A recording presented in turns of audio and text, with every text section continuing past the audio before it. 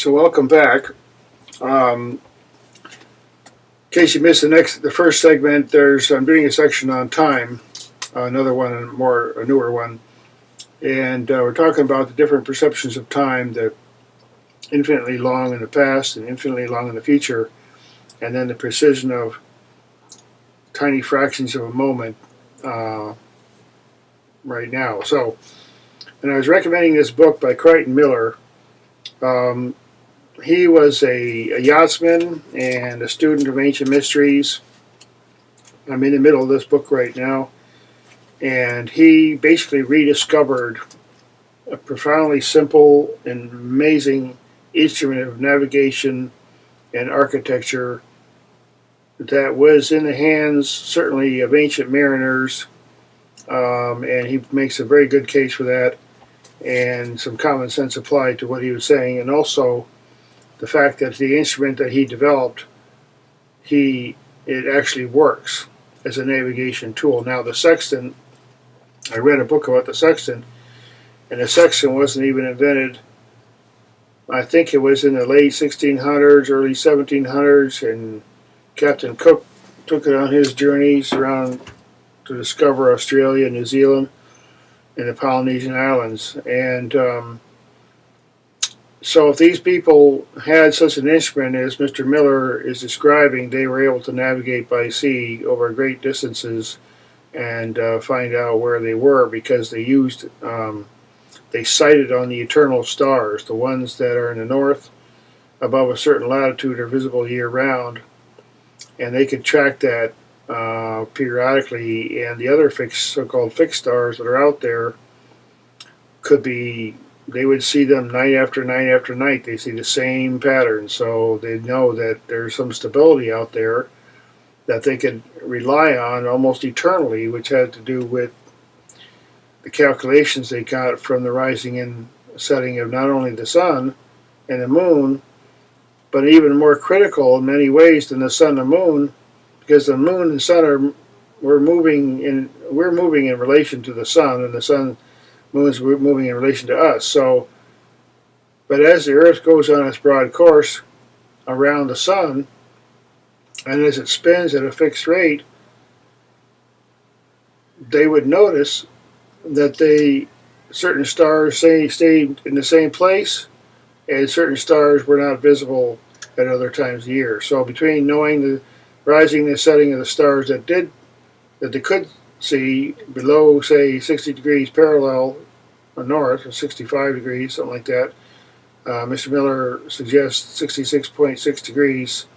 There's fixed stars above that latitude that, by calculating them and watching them carefully, you could see where you were. So now, time is incredibly important, because even now in calculators and in computers, we need something that is absolutely precise, to billionths of a second. What gigahertz now? It's like, and that's, if you just stop and think about that, that's just phenomenal. Like, in 1 second from now, 1001, 1002, 5 billion cycles happened. So whatever that is, that's moving that fast, is pretty amazing. Now, time, as we intuitively understand, has to do with cycles. And now in physics, modern physics, we discovered that pretty much everything is consisting of a wave, and there are atoms, and the electrons produce waves, and essentially everything's in motion in the universe, and we define objects or substances. Certainly we define lights, and by certain kinds of lights we know it has a chemical composition. So we're basically saying that frequencies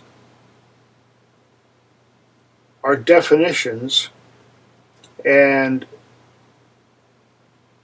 substances and forms, and those frequencies are consisting of just waves, and timing is everything. That's why the ancient people were talking about a precision of the long time and the precision of, say, the great precession cycle of the Earth, or a precision in modern senses of the splitting of a moment into 5 billion pieces, and trying to measure every single one of them and keep track of them. So now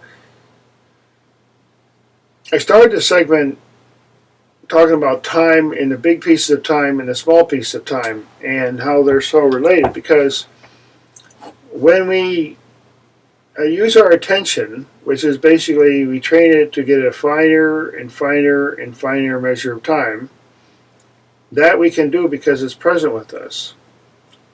We can't physically go out into the universe and, learn and understand everything that's out there.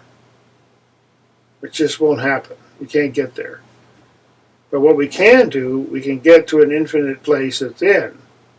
We can get to a tiny, tiny place within, you might say, in which we discover the similarity of vibration between the tiny and the infinite, because the infinite ultimately is composed of just a lot of tiny things. Like every beach has a lot of tiny pieces of sand on it. So the whole universe is composed of a lot of very small things. And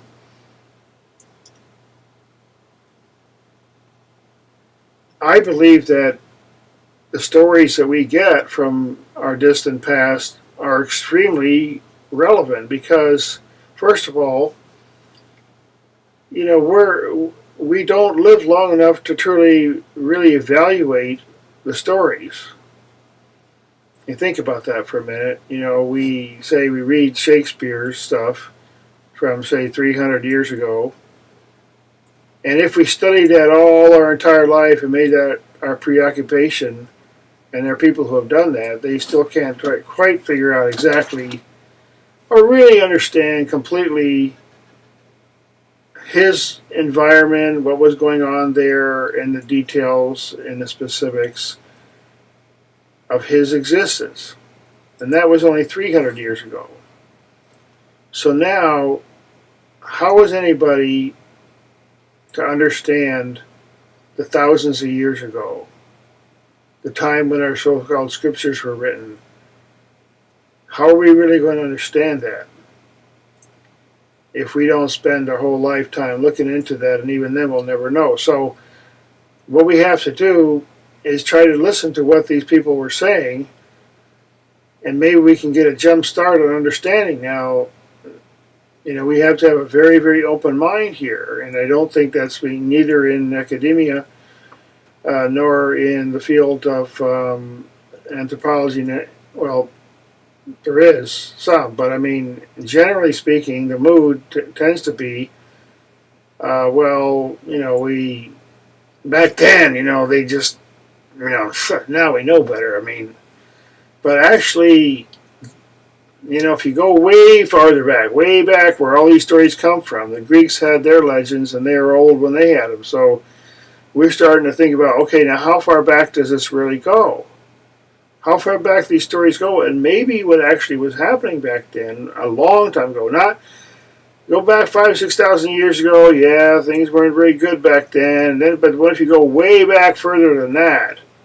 Maybe something happened where something totally collapsed, and then it's just taken all these years and centuries and millennia just to even scratch our way back up to where we even have a clue about what happened long ago.